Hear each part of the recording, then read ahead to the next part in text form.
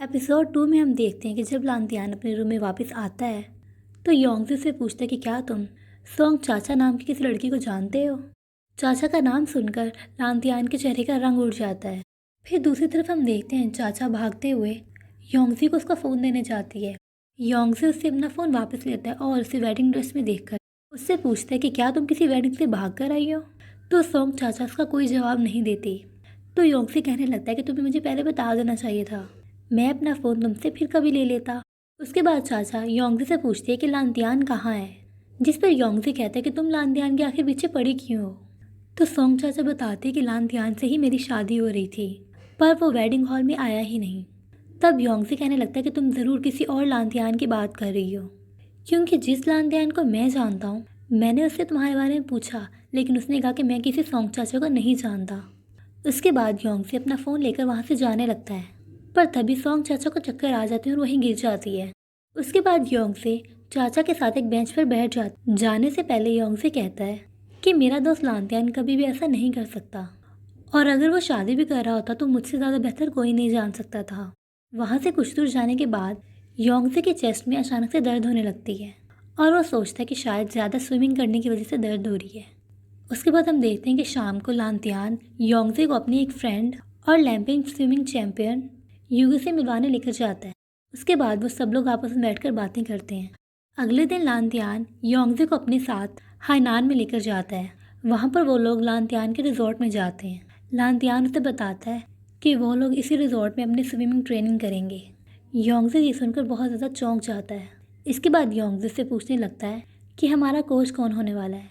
लांतियान उसको सरप्राइज़ देना चाहता था इसलिए वो उसे कुछ नहीं बताता। उसके बाद लांतियान योंगजे को कोच वान से मिलवाता है और कहता है कि ये कोच वान है, यही हम लोगों को ट्रेन करने वाले हैं। तब योंगजे उन्हें देखते ही कहने लगता है कि मैं इनसे ट्रेनिंग नहीं लूँगा, क्योंकि कोच वांग को कुछ साल पहले एक कंपटीशन में एनर्जी बढ़ाने वाली ड्रग लेने के जुर्म में गिरफ्तार कर लिया गया था और स्विमिंग क्लब से निकाल दिया गया था।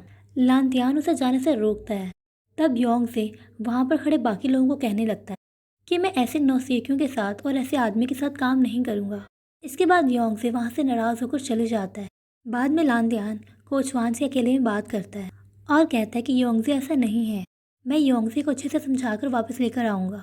तब कोच वान कहने लगता है कि प्लीज़ तुम किसी और के चक्कर में अपने करियर को ख़राब ना होने दो। दूसरी तरफ सोंग चाचा जब सोकर उठती है तब उसके मकान मालकिन उसे बुलाती है और उसे किराया मांगने लगती है।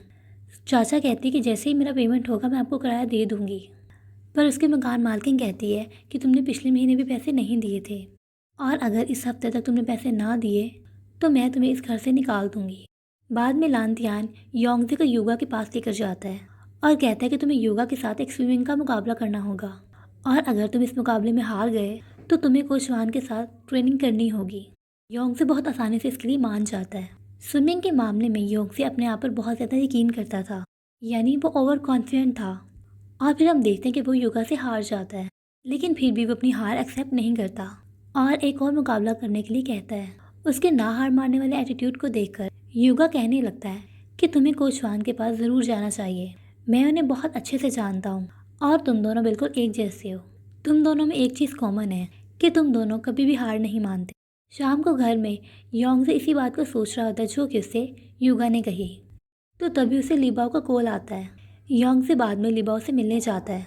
तब सबसे पहले वो लीबाओ को अपना फ़ोन देता है और लीबाओ उसमें कुछ करने लगती है। फिर वो उसे कहती है कि उन दोनों के रिलेशनशिप से उसकी रेपुटेशन को नुकसान हो सकता है, इसकी वजह से उसका एक्टिंग करियर भी बर्बाद हो सकता है। उसकी इन बातों से हम समझ सकते हैं कि वो योंगजे से ब्रेकअप करना चाहती है। लीबाओ का काम होने के बाद योंगजे वहाँ से फ़ोन लेकर वहाँ से जाने लगता है, लेकिन तभी उसे लीबाओ के बैग में किसी आदमी का बेल्ट दिखता है।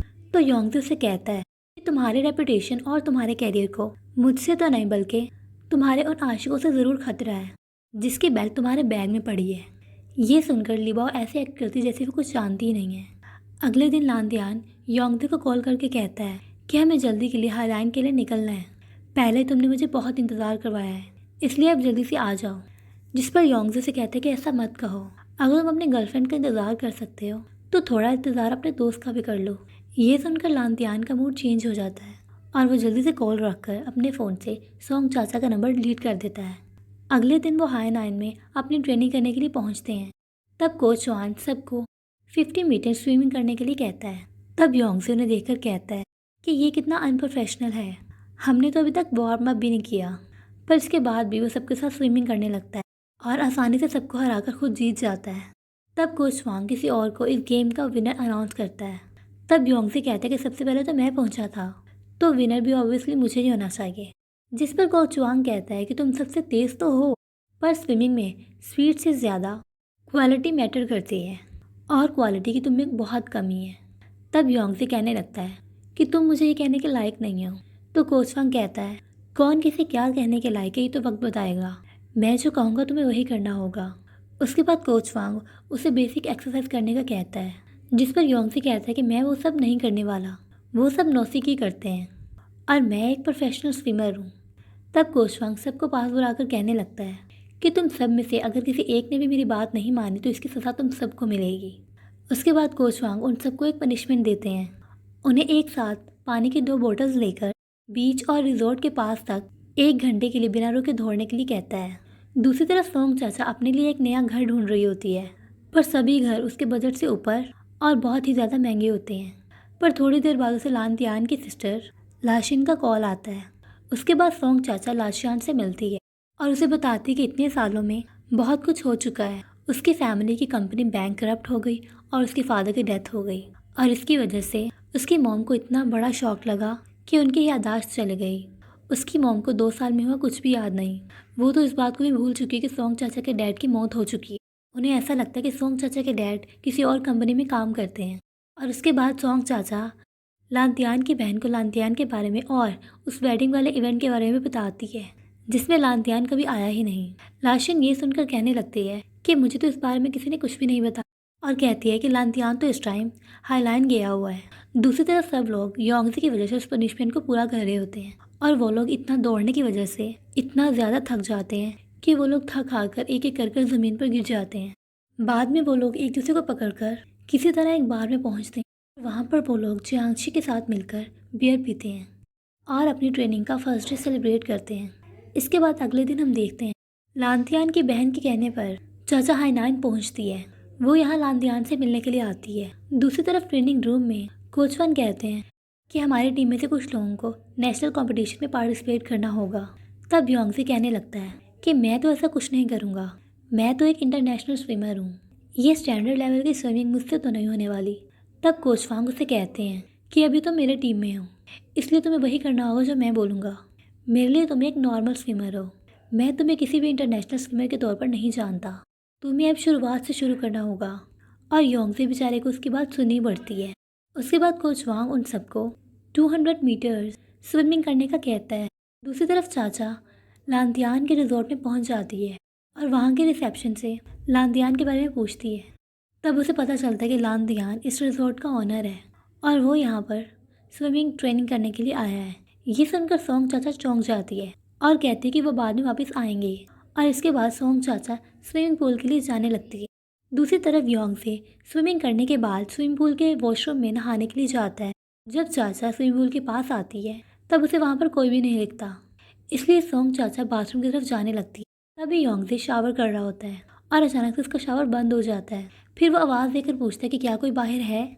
तभी चाचा को उसकी आवाज़ सुनाई देती है और वह बाथरूम की तरफ जाने लगती है जहाँ पर योंगसे नहा रहा होता है। तभी योंगसे अपना टॉवल लपेट कर बाहर आता है और उधर से सोंग चाचा भी आती है और वो दोनों अचानक से एक दूसरे के सामने आ जाते हैं।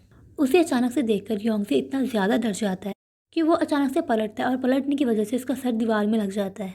उसके बाद योंगसे से देखता है और उसे कहता है कि तुम यहाँ पर कैसे आई। फिर कुछ देर बाद वो दोनों बाहर मिलते हैं। तब योंगसे सोंग चाचा से कहता है कि कहीं तुमने अंदर कुछ देखा तो नहीं, जिस पर वो कुछ नहीं बोलती और उसे पूछती कि क्या लांतियान तुम्हारा दोस्त है। जिस पर योंगसे कहता है कि मैं उसे जानता ज़रूर हूँ मगर मैं तुम्हें नहीं बताऊंगा कि वो कहाँ है। अब क्योंकि योंगसे से कोई जवाब नहीं देता है इसलिए चाचा वहाँ से जाने लगती है। उसके जाने के बाद योंगसे के चेस्ट में बहुत ज़्यादा दर्द शुरू हो जाती है। बाद में योंगसे घूमते घूमते रिपोर्टर शू से मिलता है। ये वही रिपोर्टर होता है जिसका कैमरा योंगसे ने तोड़ा था। योंगसे से कहने लगता है कि अगर तुम यहाँ पर मेरे और लीबाओ के रिलेशनशिप के बारे में कुछ जानने के लिए आए हो तो फिर तुम्हें यहाँ से वापस जाना होगा क्योंकि तुम्हें यहाँ पर कुछ नहीं मिलने वाला। तब रिपोर्टर शू कहने लगता है कि मुझे यहाँ पर प्रेसिडेंट लॉन ने भेजा है। अब क्योंकि उस झगड़े और डेटिंग न्यूज़ से योंगसे का कैरियर काफ़ी ख़राब हो गया था, इसीलिए मिस्टर लान चाहते हैं कि रिपोर्टर शू योंगजे के बारे में कुछ पॉजिटिव खबरें लेकर आए, यानी आर्टिकल्स लिखे, जिससे कि उसका करियर पहले जैसा हो जाए, उसकी खोई हुई रेपुटेशन वापस आ जाए। इसके बाद शू आर्टिकल्स के लिए योंगजे की कुछ फ़ोटोज़ खींचता है और इसीलिए योंगजे से अलग अलग पोज देता है। इसके बाद शू कहता है, मैंने फ़ोटोज़ तो ले ली हैं, अब मुझे तुम्हारा इंटरव्यू भी लेना होगा।